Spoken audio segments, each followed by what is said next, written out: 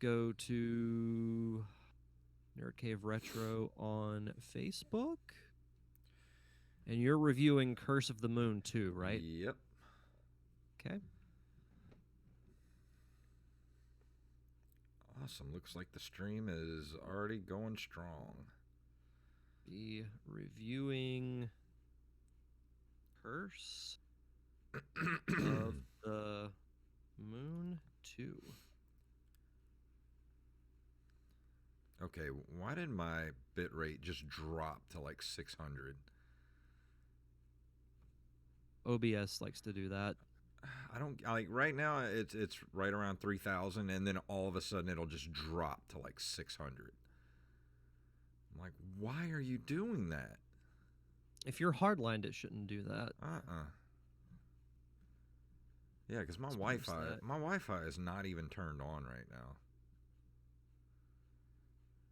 That is weird. Is it still doing it, or is it back up to 3,000? It's still bouncing. Like right now it's at 2729, 3367, and now it's down to 1962. Like, I don't understand. Have you restarted your router recently?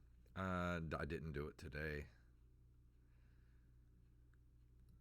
It should be okay. I mean, yeah, I hope so. Good evening, Rampage. Can always count on Rampage. Oh yeah. All right, let me share this on my Facebook page. Oh yeah, I need to do that too. That's shared. I'll go share it on Twitter real quick.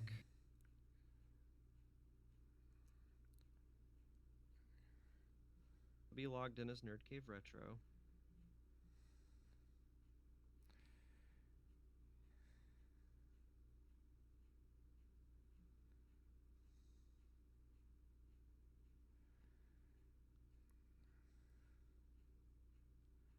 All right, that is retweeted. All right. Pull up the stream. That over here.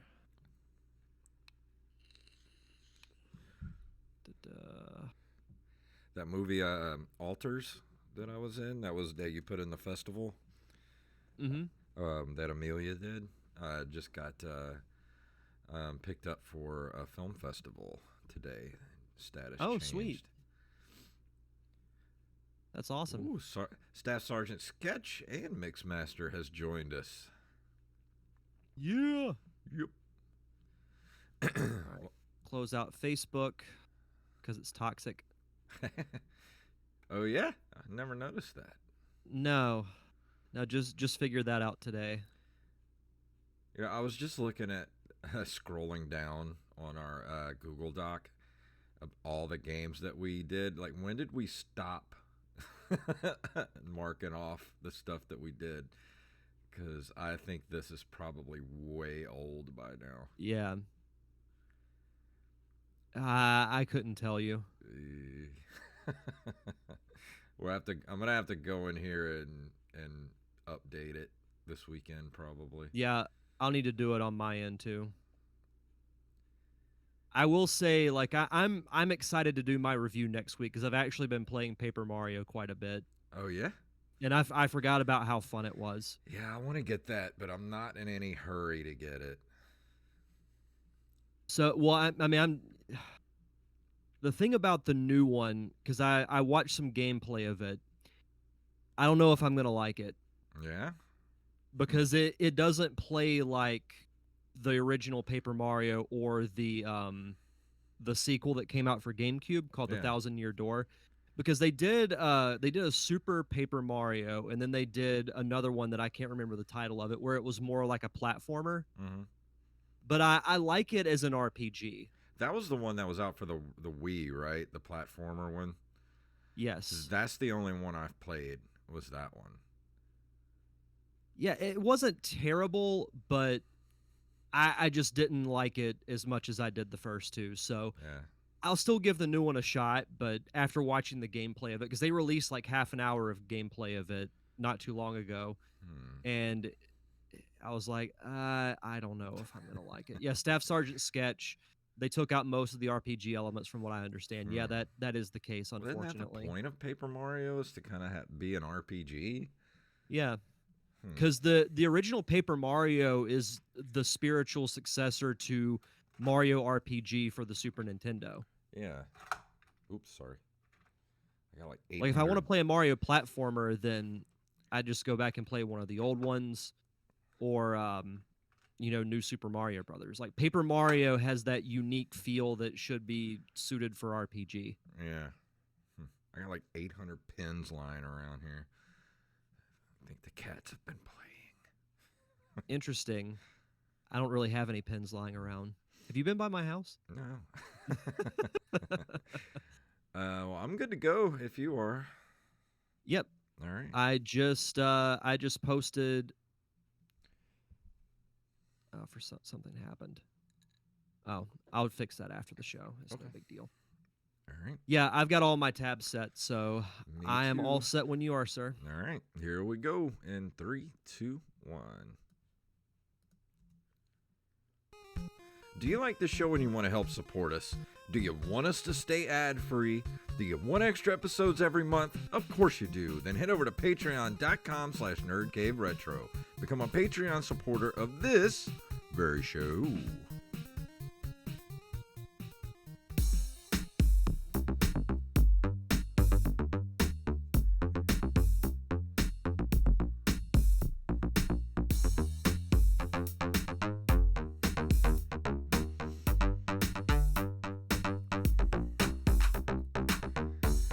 Greetings, programs, and welcome back to another edition of the Nerd Cave Retro Show. And my name is Jason Robbins.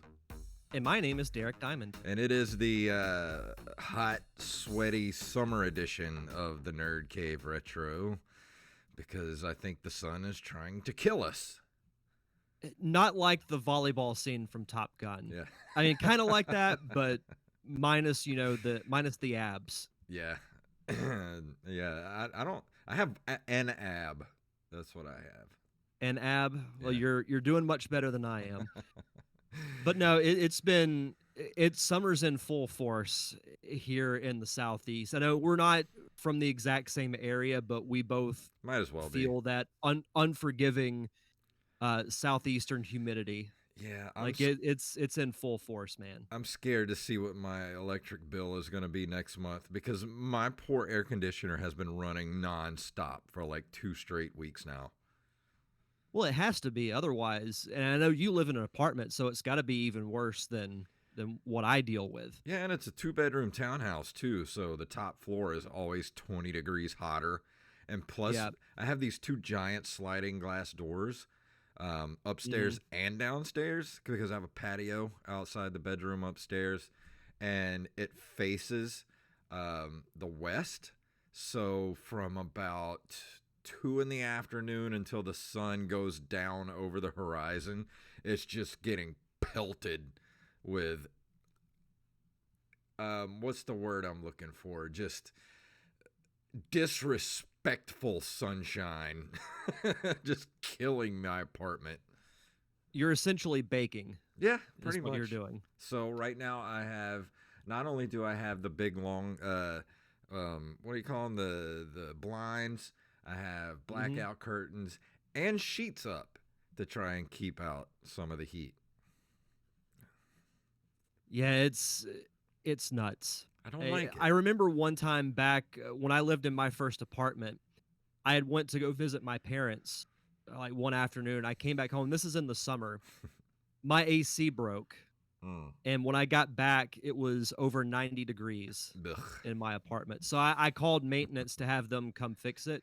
And then I just had to go like walk around the mall for a couple of hours just because it was unbearable to be in that entire apartment. Yeah, it's so gross. I don't want to live here anymore. I want to move to Alaska or maybe Antarctica, somewhere, nice and cold. Canada. Right? I mean, I've said it before. I'll move to Canada. I like hockey. I like donuts. I like beer, bacon sandwiches, all that good stuff. Poutine. Poutine is awesome. Nerd Cave Retro is going north of the border. Yeah. So anything you need to talk about before we move into the news for this episode? Not really.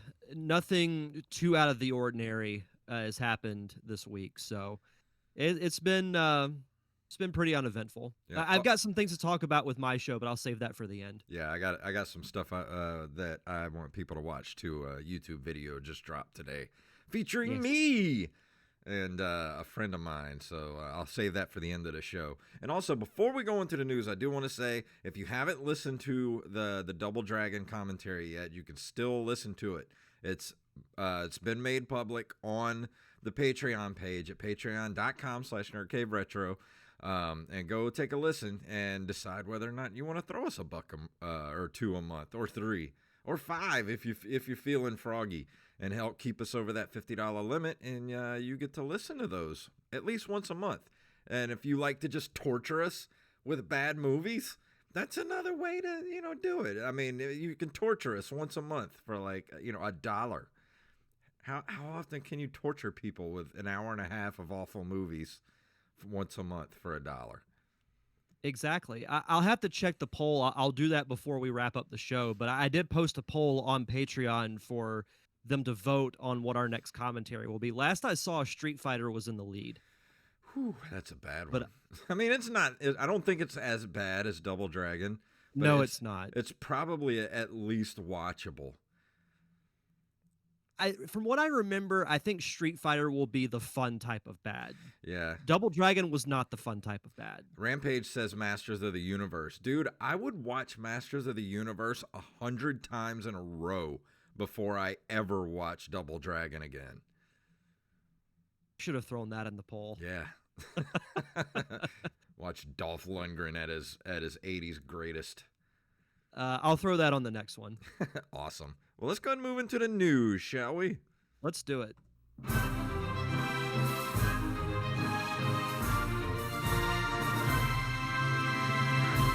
This email came from I Am the Rampage himself. Sony files a patent to enable game emulation across PS1, PS2, PS3 titles via streaming. Sony has filed a patent in Japan that allows a console... Oh, this is from PSU.com. Sorry, I forgot to say that. Sony has filed a patent in Japan that allows a console to enable game emulation across PS1 to PS3 titles. The patent was filed this year and shows what clearly looks like PS1, 2, and 3 being emulated onto a separate screen via cloud gaming, which would presumably be PlayStation Now. And if we look at the translation of the tweet with text from Japanese patent, it reads as follows. A large number of game titles across PS1 and 2, 3, and various generations of game consoles can be stored and used via the cloud gaming library. These games can be run on virtual machine that mimics the operating system associated with each game console. And it goes on to show some of the patent diagrams and stuff, which it's all in Japanese, but just basically is just saying that they're allowing emulation at this point, and I think they're going to do it themselves, which, hey, Nintendo, take note. This is how you're supposed to do it. Well, I mean, that's the thing is, we talk about playing emulators online and how at times we feel guilty about it because we like to buy the physical copy before we'll play it digitally. Yeah. But to me, every company, Sony, Microsoft, and especially Nintendo, why not just do it yourselves? Mm-hmm. Why not do the exact same thing? And that appears to be what Sony is doing here. I mean, it's a smart step. I mean, it's the most logical thing to do, in my opinion. Yeah. I mean, because you look at games that people should be able to play, don't have access to unless they use a ROM, like, say, Panic Restaurant or Little Samson. I don't have $900 to plop down on Little Samson just to play it. Do you? No. I don't. I mean, why not just let us play it via cloud service with every single Nintendo, NES, Super Nintendo, GameCube, every single old title that we're allowed to play, even if I have to pay a subscription for it. If I had to pay, $10 a month for it, that's easy money. Nintendo. Like, I'm ready to give you my money for that. That's what Nintendo's service should be right now. Yeah, I mean, exactly. it kind of is, but they just don't update it consistently enough. Yeah. I mean, how hard is it to make a subscription game cloud service with, because it's not like those games take a lot of room. You know, like No. most Nintendo games are what, like a megabit, sometimes less for the entire game. I mean, really, I mean, you could fit the entire NES library on like a 2 gig thumb drive and still Yeah. have room left over. I mean, I don't know. That's just me. That's what I don't understand why Nintendo doesn't want our money. Well, I mean, I could sum it up in 2 words what this whole thing is, and that's easy money. Yeah, and even It'd be Mixmaster easy money says if Nintendo did that. something about those cartridges. You know, like, and I agree. I love having cartridges myself, but like I said, I don't have $900 to drop down on Panic Restaurant and stuff like that. Like, I something like that. Like, I would rather just play over a cloud service. Yeah. Uh, maybe one day they'll get their head out of there. You know what? Yeah, and Staff But Sergeant sent us the next story too today, but I'd already had it in the docket. But I'm going to give him credit for it since he emailed it to us. I'm going to need to take a deep breath on this one. This comes to us from NintendoLife.com. Nintendo officially unveils the Lego NES console, and it launches next month. It's official. Nintendo has confirmed that the Lego NES console is indeed the real deal. It will launch on August 1st, priced at, assume that's £209, Mm-hmm. which is $229.99 US dollars, and will remain exclusive to Lego retail stores for the remainder of the year. From 2021, it will also be available at other leading retailers. So essentially, what it is, it's a brick built NES, which is packed with realistic details, including an opening slot for the game pack with a locking function and a controller with a connecting cable and plug. The console comes with a buildable retro TV featuring a flat 8-bit Mario figure on the scrolling screen, plus an action brick to scan with Lego Mario, which I believe you get with the starter set, which is separately. So he reacts to the on screen enemies, obstacles, and power ups just like in the Super Mario Brothers game. I want this in the worst kind of way. I want it too, but I'm not dropping $230 for this. No, I mean, it's got to come down at some point, I think.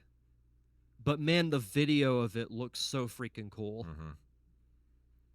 So freaking cool. Like, I, I'm I'm gonna build up I am gonna get the Lego sets, but I'm gonna get them over time. Like, I'm gonna start with the starter set, and then eventually I'll get all the other ones. And at some point, I'll definitely get this too. But I'm hoping that by the time it comes out in all retail stores, that they'll drop the price a bit. I don't even need the whole thing. I just want that Super Mario Brothers Lego cartridge. Right? Oh, it's so cool. No, it looks freaking great. Like the NES, like it looks so detailed. The TV's really cool. Comes with a controller, like all of it. Like it just looks really, I really know. freaking cool. I really want this, but man, that price point is just that's a little out of my reach. $230. I mean, that's just I could get a second Switch for that much. Pretty much, yeah. Rampage says, I don't think it'll drop in price for many years. Look how No. the mini consoles are doubled in price because they got bought up. Yeah. That's true. And for our next story, this is also from NintendoLife.com. A sealed copy, a 9.4 graded Super Mario Brothers, just sold for $114,000. Only Yeah, $114,000? only. A super rare sticker sealed copy of Super Mario Brothers on NES sold for $100,150 last February. Another copy of the exact same game in a similar condition has now broken the record, going for a sum of $114,000. That makes it the most expensive video game ever sold. Why did it go for more? Apart from its sealed state and 9.4 out of 10 grade, it's all to do with the cardboard hang tabs. Heritage Auctions explain the appeal and history of these variants underneath the listing. And I remember seeing stuff about this too, because the it says, what's the deal with cardboard hang tabs? Cardboard hang tabs were originally used on the U.S. test market copies of black box games back before plastic was used to seal each game.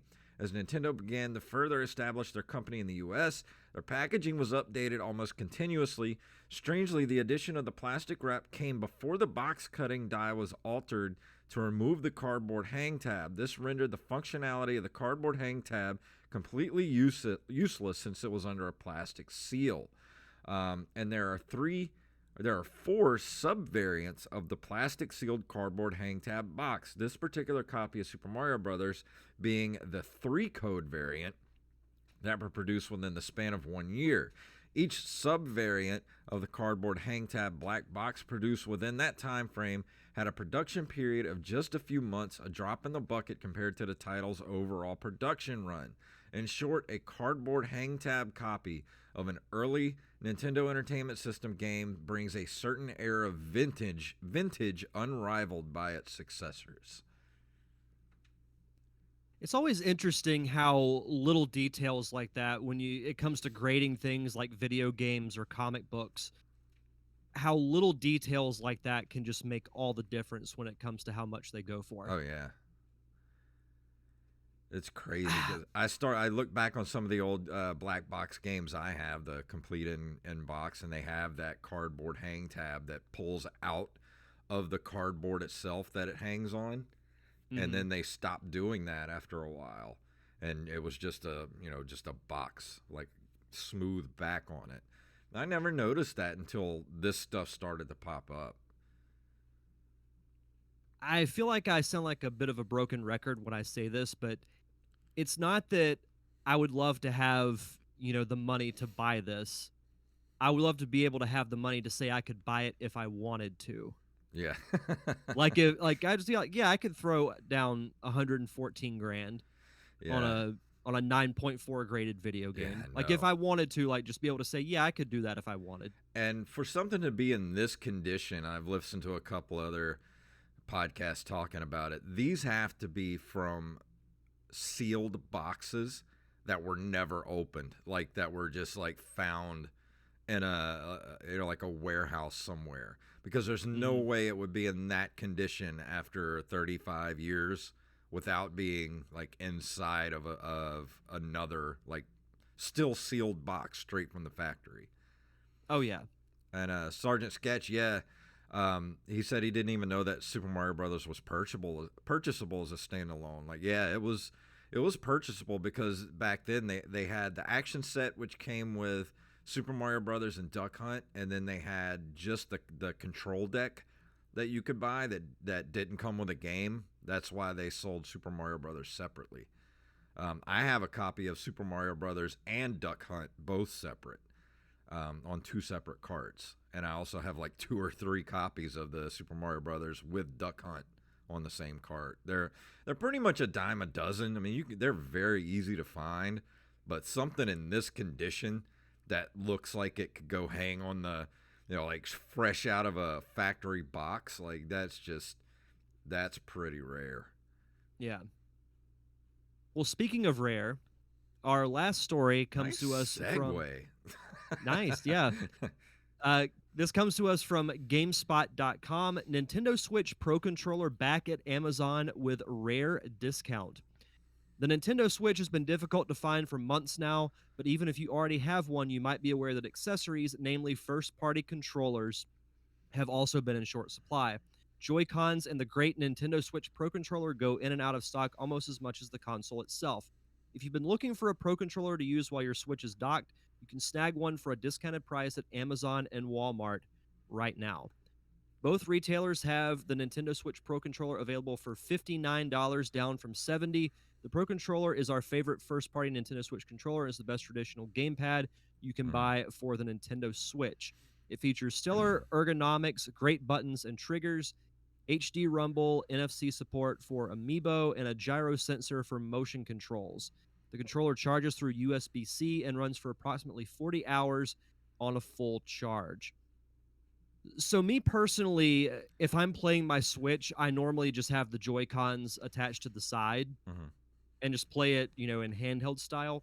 But for certain games, I'll especially throw out Breath of the Wild. Oh yeah, yeah. It looks so much better playing it on a TV, and the Pro Controller is great. Hmm. It's been expensive, but to me, it's worth it. And if you can find it while it's at a discounted price and you want to Switch, I would highly recommend that you get it. Yeah, especially if you like playing games like the Resident Evil type games and stuff. Uh, any kind of game that looked better playing up on the TV, like you said, Breath of the Wild. I like playing Mario Kart up on the television too. And I love my Pro Controller for that type of stuff. Mario Odyssey is another good one too. Yeah, definitely. And Like all your major Switch titles definitely look better on an actual TV. They look great still on the handheld portion, but I would love to man, play a Metroid, a new Metroid game up on the big TV if Nintendo's listening. we know they listen. Yeah, we know. We're their exclusive podcast. They listen to us all the time. Oh man. But let's go ahead and move into this month in video game history.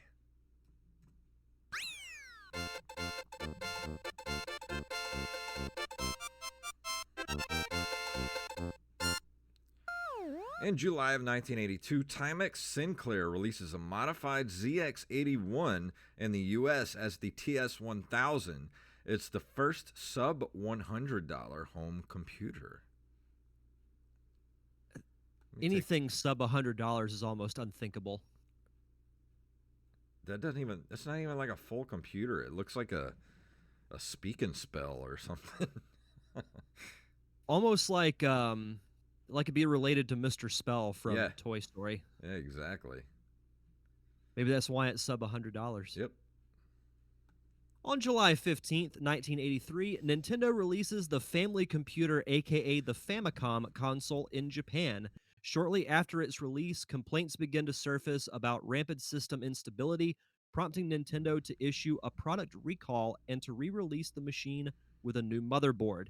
It would later be released worldwide as a little-known console called the Nintendo Entertainment System. Yes. Or as I like to call it, the NES. The NES. Let's see. And Super Nintendo is the SNES. I think Rampage is making fun of us because he said, "Oh, do they look better on the TV now? Thanks for running it in, guys." Don't be a jackass in my chat room. In other breaking news, it's hot in the South. Let's see. Where was I? July of 1985. Sega releases Hang On by Yu Suzuki and AM2 in Japan. It is the first of Sega's Superscalar games. Its motorbike cabinet is controlled using the body, starting a what is that? Talkin? Or Taiken? Taiken? I have no idea what that means. Trend of motion-controlled hydraulic cabinets in arcades, some 2 decades before motion controls become popular on video game consoles. I know we've talked about this game a few times, not just with gaming history, but I feel like it's been mentioned on occasion. Oh, I love playing Hang On in the arcade back in the day. That was a good game. Oh, and Rampage said it was because he only has the Switch Lite. Well, whose fault is that? There is a gigantic spider on my wall, so I hope he doesn't jump on me until I can get up to take him outside. Ugh. Welcome to the South. Who knows? It might have radioactive powers. Yeah, maybe. Well, we're the Australia of the South, so we have bugs there. Pretty much. In July of 1986, 10 years after Atari's Breakout, Taito releases Arachnoid, which adds power-ups and unique levels and generally reinvigorates the concept. Arkanoid, not Arachnoid. Arkanoid. You're thinking spiders now. Yeah, you got me thinking of spiders. Did you ever play Arkanoid for the regular Nintendo? Because it was one of the only games that came with its own controllers with the game. itself. It was the only game you could use those controllers on too. I did not, but I remember you mentioning that controller because I want to say we talked about this around this time last year. I'm sure those are pretty hard to find these days. Yeah. Let's see, July 27th of 1990, Nintendo releases Dr. Mario for 3 Nintendo platforms. I love Dr. Mario. I know a lot of people hate it or don't like it. Man, I love Dr. Mario a lot. That's one of my go-tos when I don't know what to play. I'll just sit and play Dr. Mario on the Switch. Why would you not like Dr. Mario? I've heard a lot of people say they don't like it. They just like Tetris. I mean, it's the same thing. I don't know. That makes no sense to me. That makes zero sense. It's practically the same game. July 5th of 1994, Capcom releases Darkstalkers. Ooh, Darkstalkers. I like that logo. It was known in Japan as Vampire. A series of 2D fighting games developed and published by Capcom, beginning with Darkstalkers: The Night Warriors. I'm trying to remember this game, but there's no screenshots, so I don't have any reference. It also included an anime miniseries, an American cartoon series, a Canadian comic book series, and many books of various kinds and other media released only in Japan. Sounds really familiar, but I don't. Yeah. I might have to look this up. Oh, Sergeant Sketch throws in, on July 16th of 1981, Sergeant Sketch is born. Yeah. That's Sergeant Sketch is born. So happy birthday. Happy early birthday, my friend. What's the day? Today is the 15th. It's tomorrow. Happy birthday, Staff Sergeant Sketch. Everyone wish him a happy birthday. If I had one of those fancy birthday whistles, I would blow it right now. Here we go. Let me play this right here. Hold on. That was for you. Love it. Hold on. You blow it! Yeah, there you go. 2 more. We've got July 14th of 1998. Nintendo releases F-Zero X for the N64 in Japan. I never played this one. I didn't either. I did play the one for the GameCube, and it was ridiculous. Yeah. But I do like the F-Zero games. Yeah. The ones that I've played. I still love the Super Nintendo version. That was one of the first games I had for the Super Nintendo. Oh yeah, that was a fun one. Yeah. And finally, on July 26th of 1999, Nintendo releases Mario Golf for the N64 in North America. Did you ever play any of the Mario sports games? No, not really. I've never been a sports game kind of person. Like the last real sports game that I played and enjoyed was NFL Blitz. Oh, that game was fun. That game was fun. That was like the PlayStation version of Tecmo Bowl, pretty much. Yeah. Yeah, I never played Mario Golf. I did like Mario Tennis quite a bit, though. Yeah, I played that for both the N64 and the Game Boy Color. And Mario Tennis was the game that introduced Waluigi as a character. I still have my original black box golf game, but I've played it a little bit, but I'm just not into sports games at all. It depends on the game. Like, I can play a football game, but most other ones I can't do. I used to love the 2K hockey games. Remember NHL 2K and the 2K games? I used to love those. Those were really fun. Yeah, I only played them very briefly, but what I did play of them I liked. Yeah, they were more arcadey, and that's why I liked them. Yeah, NBA Jam. I used to play that in the arcade, but I never played it on any of the home versions of it. When I went to Houston a few years ago, we went to this bar/arcade. They had a lot of like retro arcade cabinets. You had like Simpsons, you had Ninja Turtles. They had NBA Jam. Oh yeah, and we played that for quite a while. So NBA Jam was fun. Yeah, that was a fun game. There was another one, Arch Rivals. That's what I was trying to think of.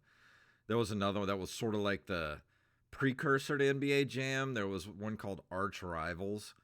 That was a basketball game that was sort of like that. I used to play that a little bit, but Like I said, I was never huge into sports video games. If you count wrestling games, I like the ones for N64 and early PlayStation. Yeah. But the most recent ones I have not liked. I'm ready to play that Retromania Wrestling. They need to hurry up and release that. I know, I'm stoked for it. Oh, it looks so good. Yeah. But before we go into the review tonight, as usual, Derek has some shout outs. Yeah, so as always, we like to give a shout out to our awesome patrons over at patreon.com/nerdcaveretro. We want to shout out Armez Jackson, Axeblade07, Daniel Salmon, John Jekyll, aka Mixmaster, Carlos Longoria, Staff Sergeant Sketch, and Randy Bailey. Thank you guys so much for keeping the lights on for us here in the Nerd Cave Retro Studios. And because you got us back up to that $50 level, we will do a bonus episode featuring our really fun movie commentary as we recently did Double Dragon. We'll be doing another one later this month, depending on the result of the Patreon poll. So you'll have that to look forward to. And if you want to be a part of our Patreon, if you want to decide what bonus episode we do, head on over to patreon.com/nerdcaveretro. And tonight I'm going to be talking about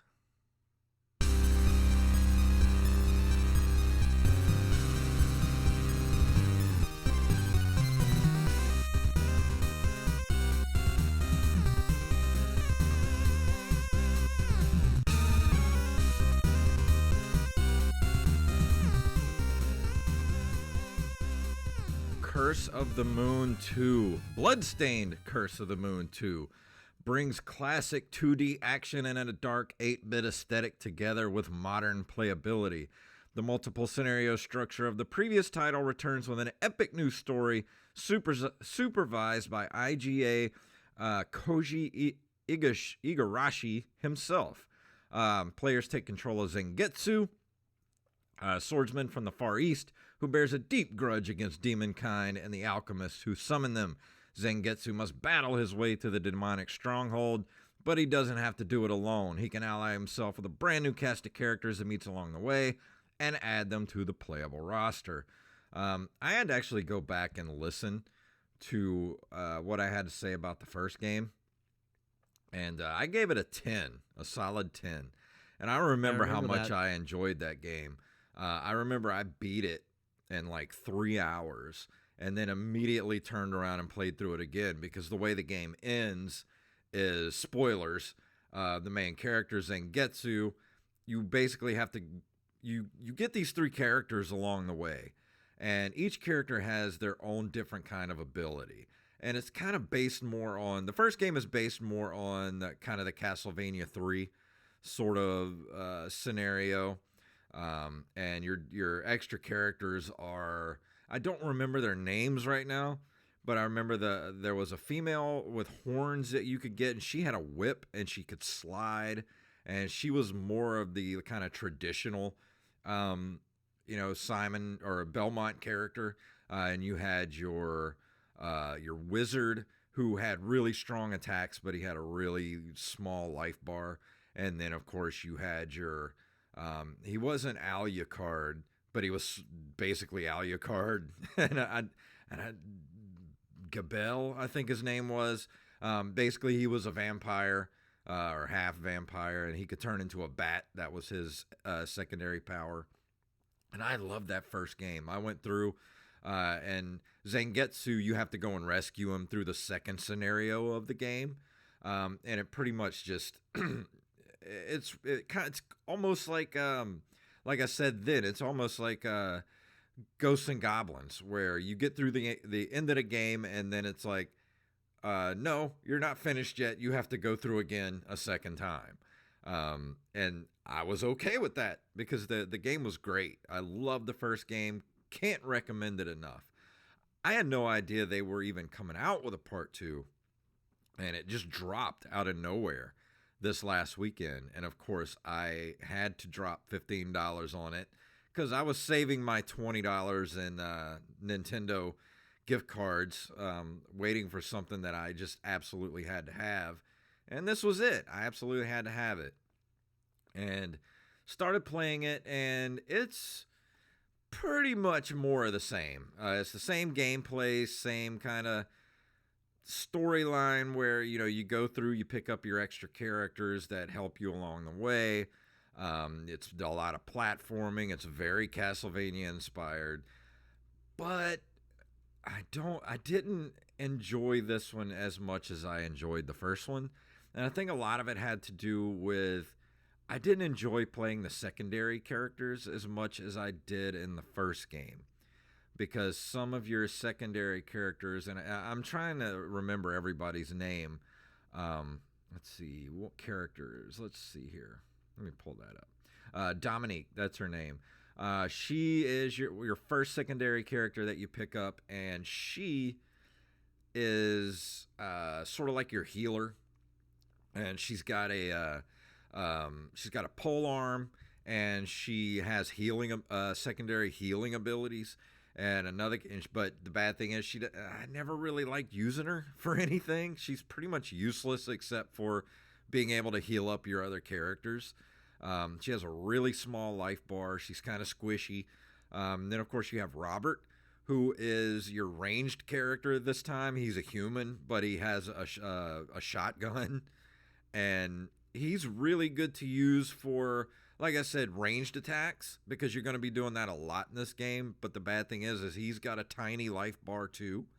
And then your third character is Hachi, which is a mech being controlled by a corgi. if that makes any sense. I'm all in already. And you sold me at that. That one, between him and Zangetsu were the two characters I used the most, because Hachi actually, his secondary ability is like 6 to 7 seconds of invincibility, depending on how much of your mana or whatever it is that you have. And I used him a lot to get through areas that I was just tired of trying to platform through. With so much going on, I would just turn on the invincibility and just try to get through as much of it as fast as I could before the invincibility ran out. So between him and Zangetsu, those were the two characters I used the most. But like I said, the original game, I felt like there was more balance between the four characters. I tended to be able to use the characters in a way where I got used to the way they moved, their different attacks and things like that. But this game, I didn't use the other characters enough to really get used to, like Dominique has a really, she has the longest jump in the game. Robert has the shortest, and Hachi has a hover ability that you can hover for a few seconds, and Zangetsu is sort of like your all-round character. But I never played the other characters enough to really get used to how they played.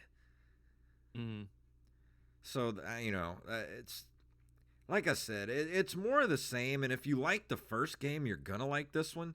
But it took me 2 hours just to get through the final boss, because it just so much stuff going on. It's like almost like maybe people complained that the first game was too easy, which I didn't think it was too easy. I felt it was just right. It was enjoyable. It was a challenge, but it was enjoyable.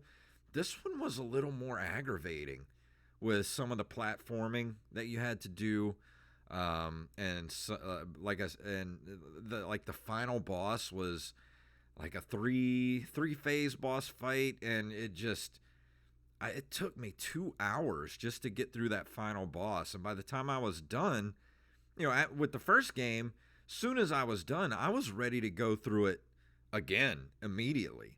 This one, as soon as I was done with the final boss fight, it's just like the first game. I'm not going to say who, because I don't want to spoil anything, but one of your characters goes away and you have to rescue them by going through the game again. As soon as I got done with the final boss, I was like, I got to put this down for a few days, man. Like, this just wore me out. So do you feel like, you mentioned that this one is more of the same, like compared to the first one? Is there enough to make it feel like not exactly the same things? Like, is there enough that's different to make it almost like a fresh experience? Not really. I mean, it really does. It really is like they didn't change like, I mean, like there's a whole new like, game to go through, but it doesn't feel different enough from the first game. It just feels like they cranked up the difficulty to the point where it got to be not fun after a while. Well, that's unfortunate. Yeah. I mean, I still like the game. Don't get me wrong. I love that, because I love Castlevania games, and this game has just given me more of that. But honestly, I just like the first game better. And I'm not going to say don't get it, but honestly, if you love the first game, I mean, if you want to go ahead and get it and play it, you might feel differently than me, but and love it just as much as the first game. But honestly, I would probably wait till it went on sale to get it. Wait, because I remember after you reviewed the first one, I got it, and I really enjoyed it. And I was, I still plan on doing it because I've been looking for something new to play on the Switch because I've beaten, I went through and played Sonic Mania again. I played through Link's Awakening again. So I've been looking for something new to play on the Switch, after I finish up with Paper Mario. So this would be one that, I'll still likely get it because I did really like the first one. Yeah. But I'm curious, now that I've heard your thoughts on it, I'm curious to see what I'll think of it. Yeah. And like, it's not bad at all, but having played the first game and loved it so much, I think I expected too much from it. And really, it's just, like I said, it's just more of the same, but I just don't like the secondary characters as much. But that's the thing, going through the second part of the game, I know I'm going to go back through it, and you get the original characters, secondary characters, back. So your second playthrough, you're going to have 7 characters to play. Yeah. But like I said, I was just so beat mentally by the time I got done with the final boss. I was just like, man, I got to set this down for a few days. I wasn't immediately ready to go back and play through it again. I mean, that's interesting because, we talk about sequels that will add just enough to make it a different experience than the original. So it's not like you're playing the exact same game. Yeah. But it does sound like, from what you're saying, that it might be too similar. Yeah. Other than like the ramped up difficulty. Honestly, I would rather have had them keep the original secondary characters, but just give me maybe a longer experience. Maybe not necessarily Castlevania 2, but give me more of maybe a spiritual successor to Castlevania 2, where it would be more of an RPG-ish type experience, where you go through it and have to find certain things, and still get the secondary characters that I got in this game, but it didn't feel as balanced between the characters as the first game did. Yeah. Some of the characters like those 2 characters, Robert and what did I say her name was again? I done forgot.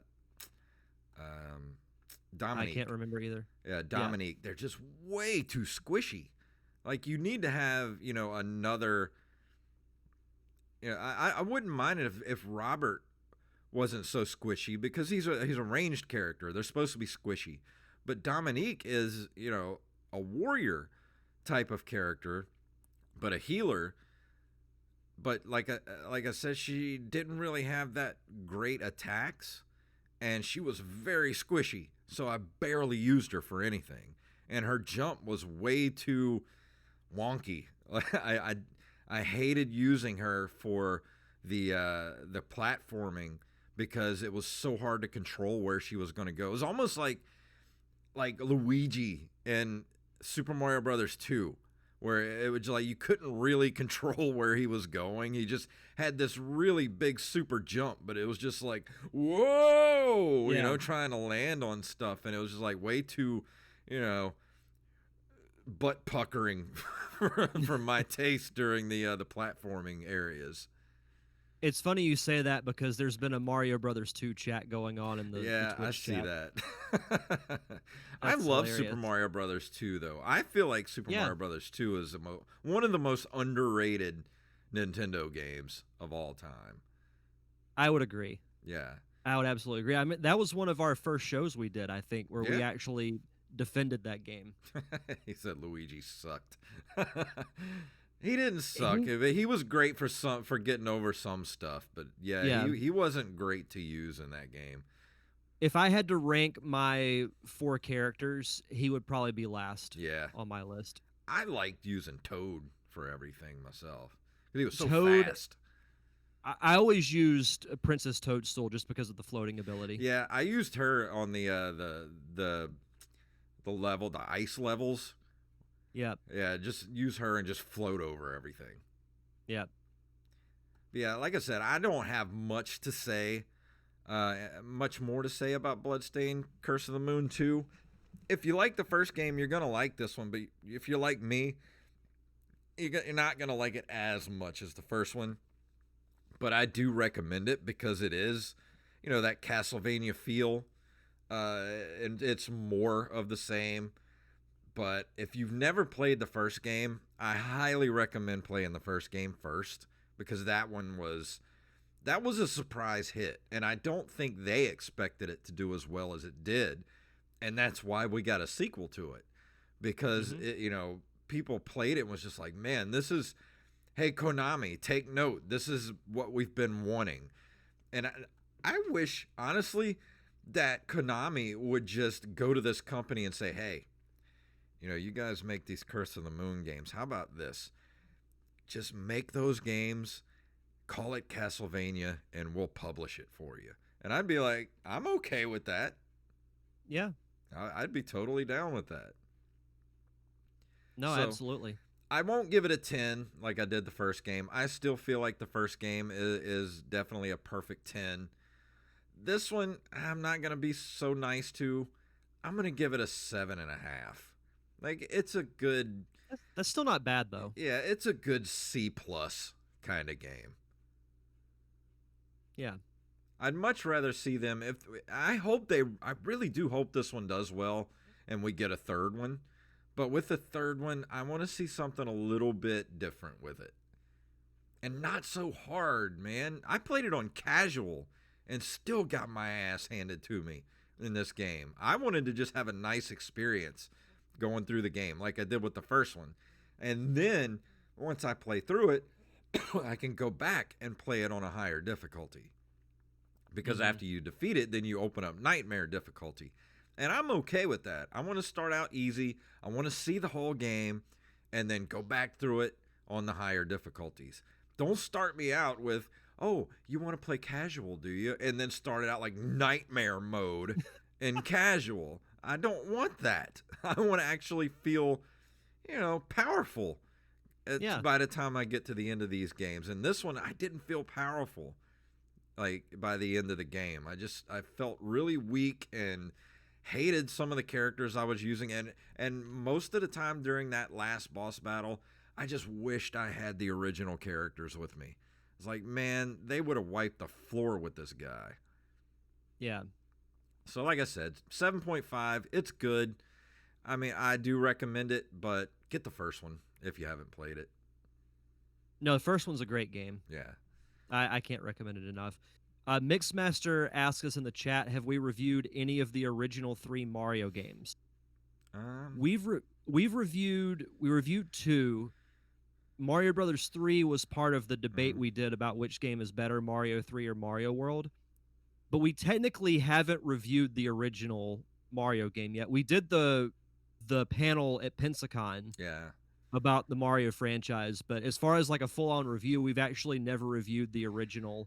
We've talked about it, but like really, what can you say about the original Super Mario Brothers? Yeah, that is true. I mean, it's everything that you could say about that game has been said. Like I honestly, I still like playing the original. I like playing the All-Stars version of it. Do I like it as much as 2 or 3? Not really, but it's that nostalgia of being the very first Nintendo game you ever played, Yeah. No, I don't disagree with you. So I Just don't. like I don't even know if we've reviewed the original Legend of Zelda, We haven't, or have had we? we? We may have. Yeah, I think we're gonna have to I'll look look that back up real through the quick. archives. Yeah, I'll do that real quick. Yeah, I know I did the original Star Tropics because that's always been one of my favorite games, and I've always wanted to do Star Tropics 2, but I don't like that game as much as I like the first one, and I never really finished it, or I try to start playing it and then just kind of get bored with it. But Star Tropics is something that I think actually that should be redone. The original Star Tropics. Yeah. That was a really good game. We have reviewed the original Legend of Ah, Zelda. okay. I thought we did.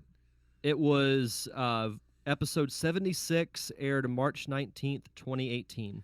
We did a co-review of it. Yeah. And speaking of, how far back that was, we have an anniversary. Yeah, so this upcoming Saturday will be the 4-year anniversary of this show, which is crazy to think. 4 years. We're coming up on half a decade. Yeah. It's I still remember almost it feels like another lifetime, but it also feels like yesterday. Like I remember you asking me like, "Hey, would you want to do a podcast about retro gaming?" I'm like, "Hell yeah." Cuz we had both started getting into, collecting old games. Well, So it's originally we were supposed to just do 6-episode seasons. yeah.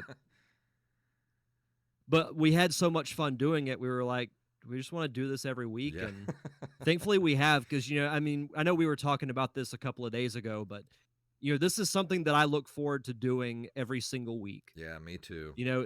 Is, coming on here, chatting with you about news, about gaming history, doing reviews, and interacting with everybody in the chat is, it's a true highlight of the week for me. So, Yeah, I look forward to Wednesday night every week. This is the one thing I really look forward to doing this every week. And there's nothing I like more than talking about video games. And I can't imagine not doing this show. I'm so glad we started this show. And we're almost to episode 200 too. So I think we're going to do something special for 200. But we don't know what it is yet. We still got 3 months before we hit 200? Yeah, something like that. So it'll be August, September, somewhere around October. We'll be hitting episode 200, which is a great time to have a 200th episode because it's going to be Halloween Horror Month. Yes. And you guys keep us up at the $50 level so we can do a good horror movie commentary in October. Yeah, because let's see, we've done Nightmare on Elm Street. I Mhm. think we did that 2 years ago. Last year we did Halloween with Joey Image. Actually, we did Halloween 1 and 2 for one episode, and then Halloween 3 for another episode. Yeah. Yeah. Yeah, we did Halloween 1 and 2 was for this show, and then we did Halloween 3 for my show. We should do maybe an Evil Dead retrospective. Ooh. I can get behind that. Yeah. I dig like that. I think that should be the thing this year. Let's do an Evil Dead retrospective. Even better, it would be groovy. Groovy. Sergeant Sketch says, you two made some ridiculously long drives bearable. Much appreciated. Yeah, well, we appreciate you, and thank you guys for coming here and listening to us ramble every week. We couldn't do it without you guys, literally. Thank you for putting up with my terrible jokes. I mean, we could do it every week, but nobody would be listening to it. Yeah. It would just be us having a conversation. Yeah, be going out into the void. Yeah. But anything else you want to bring up before we get out of here? Yeah, we got a couple things we need to talk about before we get out of here tonight. Yeah, so I got to do a really cool live episode of the Derek Diamond Experience this past Sunday. I got to do a discussion about screenwriting with someone that I know both you and I owe a lot of our filmmaking aspirations to, and that is the great Steve Wise. Yes. He helped me quite a bit with the Parker syndrome. Not only was he an assistant director, but he helped me organize everything from logistics to helping line up crew to the script. He was an invaluable help to me with that, and Mhm. getting to just, you know, actually talk shop with him, because he's been on the show several times to talk about like Star Wars, and I think he was on the show when I did my Knives Out review. But to hear him actually like give some of his knowledge was really cool. So the video version is out on my Facebook page right now at facebook.com/ddiamondpodcast. But if you're listening to this on the download, the audio version will be out as well. So definitely go check that out. It's a fun chat. Yeah, and the dude wrote a Batman script for Warner Brothers that Yeah. was going to be made until they decided to scrap it and go with Christopher Nolan's Batman series. So if that's cool. Yeah. And you can buy it on Amazon, the actual unproduced script. It's called Batman Yes. Dark Knight, Darknight. Yep. And it's cool. I highly recommend it. It's a good read. And you'll be helping out our friend Steve by buying his script. Absolutely. This week I did a guest spot on a YouTube show called Dixon's Dungeon. And you can go see it at his YouTube page. Is called a Very Old Stereo, all one word, VERYOLDSTEREO, and the show is called Dixon's Dungeon. He does a weekly show on YouTube. He's got a humongous toy room. He's a toy collector. He's been collecting for his entire life, and he has some pretty rare stuff. And it's awesome to go over there and see what he has. I actually took a bunch of stuff over there on July 4th and got to hang out with him. And I brought a bunch of stuff to get appraised. He took some stuff from me. I got some stuff that I wanted. I got the box for Mike Tyson's Punch-Out. I got Gyromite in the box. I got Shadows of the Empire for Nintendo 64. I just traded some old toys for it. But he's got a really cool nerd toy room full of Star Wars toys, Star Trek, Ninja Turtles, everything you can think of. And he does a really cool weekly show where he spotlights some of it. So I got to be on it this week, and go check it out. Dixon's Dungeon, Very Old Stereo on YouTube. Give it a like. And yeah, go check it out. I got to watch it today, a preview of it, and it just dropped tonight. So go check it out. It's a really good episode. That's what I'm going to do right after we wrap the show tonight. So looking forward to it, which I wanted to bring up real quick before we go. Have you heard about the new Ninja Turtles comic that's coming out? Yes, I have. I wanted to talk to you about that before we left tonight. What do you think about that? So, for those who don't know, there's a new Ninja Turtles comic book series that I believe the first not the first episode, but the first issue drops on August 19th. Mm-hmm. It's called Ninja Turtles: The Last Ronin, where in this story 3 of the 4 turtles have died, and the last surviving one fights with, his deceased brother's weapons. Mm-hmm. But it hasn't been revealed who the surviving turtle is. So it's going to be interesting. Like, I think it'd actually be really cool if they don't reveal who it is for the first couple of issues. Honestly, everybody is speculating it's going to be Raphael, but honestly, I think that's too on the nose. I think it's going to be Mikey, and he's just, he's like the happy-go-lucky, happy turtle, and it's like one of those things that's going to break him. Like to lose all of his brothers and just become dark and revengey. I think the most compelling story would either be Mikey for those reasons that you said, or Leonardo. Yeah. Because as the leader, he could feel responsible for losing his brothers. And plus, Leonardo's never been a dark character. Mm-hmm. So to see him take that dark turn, like with Raphael, like it would be cool. Like I like Raphael a lot. But I feel like that would be almost too easy for it to be him.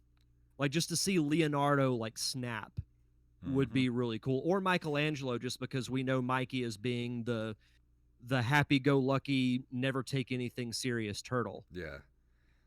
But I'm excited. I'm definitely gonna get the first issue when it comes out. Oh yeah, me too. I don't know if I may go ahead and get the issues, but I would definitely want to get like a compendium or Yeah. something along those lines, because I think that just that kind of one-off story, they're probably going to do a really nice compendium for it or something like that. Oh, and also Kevin Eastman and I think his name's novel. Peter Laird Yeah. are back to work on the comics. So that's cool. yes. That's so cool. I saw their names and I'm like, yep, I'm getting it. I haven't been this excited about anything about the Turtles in like 15 years. I really wish they would do another live action movie made like the original Turtles movie. Yeah. You know what they need to do? Bring back the costumes, go back to the Henson Company, remake those costumes, and just pretend that 2 and 3 didn't happen. Do what we've been doing lately, like with Halloween and all that stuff, and Terminator. Let's just pretend all these sequels didn't happen and make a direct sequel to the very first one. That would be sick. Have it bring take back place Judith now. Hogue as April O'Neil. Yeah. And, just have the Turtles be older. Shredder's probably, not Shredder, but Splinter, has passed on. And Leo is like he's the Splinter now, and he's like the one that has to keep the group together. Maybe Raph has gone off on his own, like that sort of thing. I don't know. Bring back the Shredder. He's all like, mangled. And hell, even bring in Krang. I don't care. That would be awesome. Just lean into it, man. Lean into it. They got to bring Tatsu back for a cameo. Yeah. That would be great. What's that dude's name? Elias Koteas as Casey Jones. Yeah, bring him back as Casey Jones. I'm down. They would have my money before that movie was even made. I will pre-buy a ticket just to make sure that movie gets made. That would be one that, like, as soon as we would have to go see it at the same time and then do like a reaction show. Oh yeah, absolutely. That would be awesome. Which, I believe this weekend you and I, along with Wally, are going to be recording a retrospective of the original movie. Yes, for my show. Absolutely. Which I'm really excited to do. I just watched it again a couple of weeks ago. It still holds up, doesn't it? It's great. The movie, it was so dark and just so violent and just everything we wanted out of a Turtles movie. It had just enough humor. Yeah. Like the perfect amount of humor, but it had that dark feel like the comic books. I loved it. Oh, Staff Sergeant sketch, Casey and April could have a kid that gets into some sort of trouble. Yeah? Yeah, why not? I'm down with that. Dude, we could write this. Give us money. We'll write it. Yep. I'll start the script in a heartbeat. Let me call up Wally. We'll all get in a writer's room. We'll knock out a script in like 3 days. Yep. Absolutely. I would love to see that. We gotta have. I gotta remember we gotta have this discussion when we do the show. Oh yeah. When we do my I'll show. remember. Like this has to be brought up. Yeah. Makes me want to go watch it tonight. I want to go get some pizza. And I was playing. Don't tempt me. I was playing Manhattan Project the other day on Twitch, and I was like, I don't know what it is. Every time I play a Turtles game, I want pizza. Every time. Yeah. Yeah. So from now on, whenever I know I'm gonna be streaming a Turtles game, I'm just gonna buy pizza beforehand. And anybody that wants to come watch me, go get yourself a pizza, and we'll have a pizza party, and you can watch me play some Ninja Turtles. This episode of JayFunktastic Twitch stream brought to you by Marco's Pizza. Yes. Rampage says, bring back Sam Rockwell as a former foot soldier helping the Turtles. That's a good idea, man. Yep. Love it. I love it. All right, we got to get out of here. We're going to be talking about Turtles all night. Yeah. Let me pull up our notes here. What a fun episode this was. It was. Let me pull up our music here. If you would like to email us, you can email us at nerdcaveretro@gmail.com.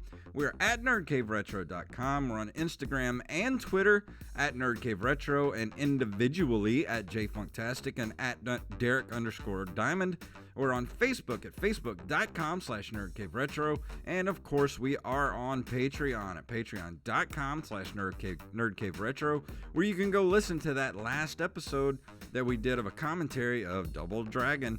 And you can listen to it now as you don't have to be a member as of now, but next one, you're going to have to give us $1 a month to listen to it.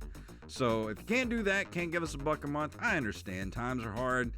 Go leave us a review wherever fine podcasts are given away for free. So, Derek, please tell them what it's all about. Cowabunga.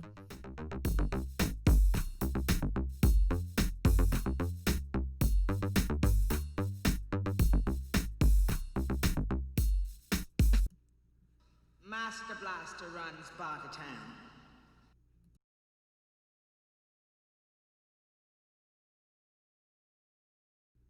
You know, I need to go clip out of the Ninja Turtles movie for a stinger at the end of the show. I need to go clip out the wise man say. Forgiveness is divine, but never, Never pay full price for late pizza. I love that. I'm going to go clip that. Yeah. Is it that's still a great on clip. Netflix right now? I do not know. I think it is. I want to go clip some stuff out of that movie. I know the show goes by so quick these days. Like I look forward to it all week, and then it just goes by in the blink of an eye. You know what would be another great clip is when Michelangelo says, "A fellow chucker, eh?" Yeah. Or keep practicing. Yeah. Fellow chucker, Chucker, eh? eh? That's one of my favorite moments from that movie. Oh yeah. And I he's love just that spinning movie. it on his finger. All I have is frozen pizza. Did you Let's say go pizza? for it. You guys eat pizza? Doesn't everybody? Yeah, and I was kind of disappointed in the movie that they didn't do the like weird pizza stuff they did in the cartoon. Yeah.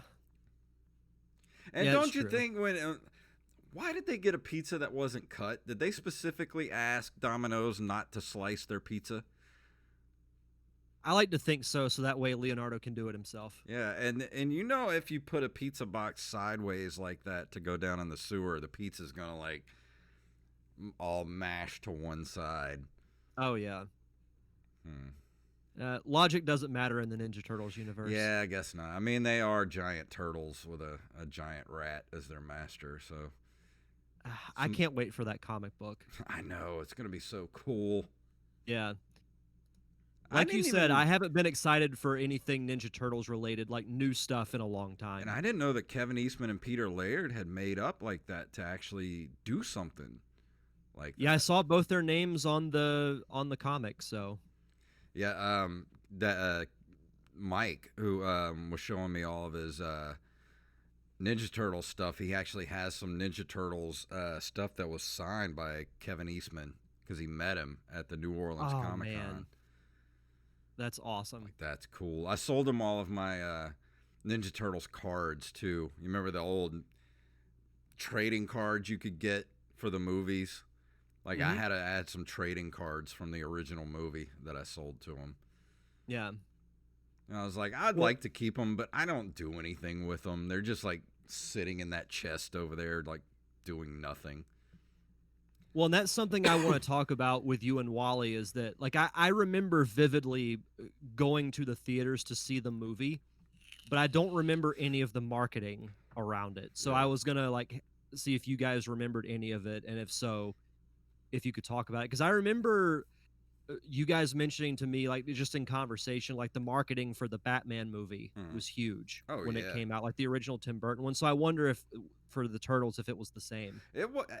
I don't know if it was as huge as Batman was, because Batman was everywhere that summer. Like, you couldn't turn on the TV without seeing Batman stuff.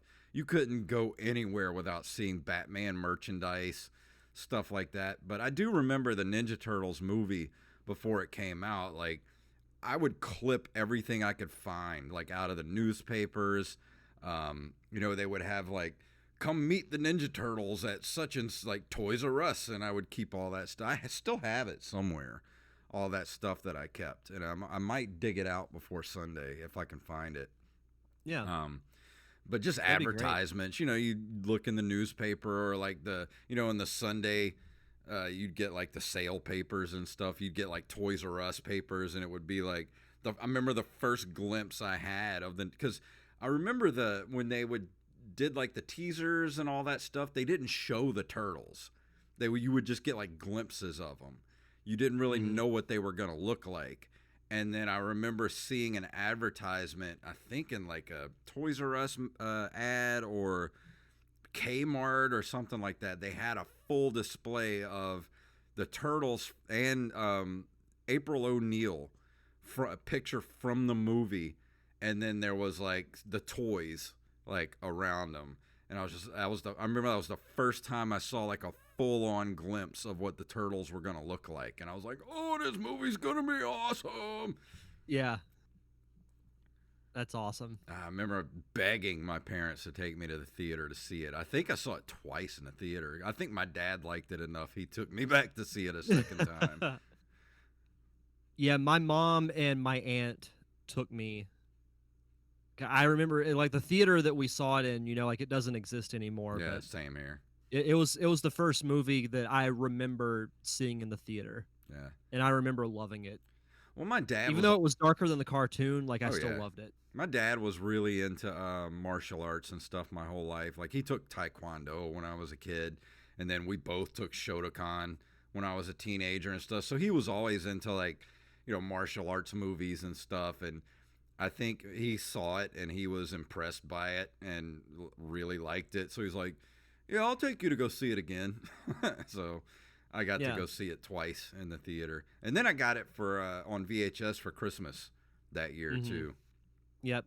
So did I. I think I still have that VHS somewhere. I have to find it. Oh, I had that Sergeant Sketch said he had a mini movie poster. I had one too, but I don't know what I did with it. I think I got it from the movie theater because I saw it opening weekend. And I think they were giving out mini movie posters at the theater. Because I remember having a poster for it. I don't know if you've been here since I had it framed, but at the first convention that I went to, yeah, I see that. I remember, yeah, back in 2013, I saw it and was like, I had to get it, and I finally wound up getting it framed. Oh, that's so cool! I love that poster. Oh no, cool, it's one of my favorite posters of all time. If you could get it signed by everybody from the movie. Well, I know Judith Hogue is going to be at Pensacon this upcoming year, so I might. The problem is, like, I'll have to get it like reframed if I take it out, because it's sealed like with a like paper back and everything. Oh, like cool. I went to a store and actually got it framed, so I don't know if I want to like break it out and get it reframed or get it fixed. Yeah, Rampage just sent me a link to a sound file for sound files from the Ninja Turtles movie. Nice. Thank you. That's awesome. All right, well, I think I'm going to go ahead and go. And thank you guys for watching tonight. I got to get this thing edited up and go get a snack before I go to bed. Yeah, I got to figure out what I'm going to do for dinner. All right, thank you guys for watching. Be here tomorrow night for Open Micers at 7 o'clock p.m. Central. And we'll see you next week. Bye, guys.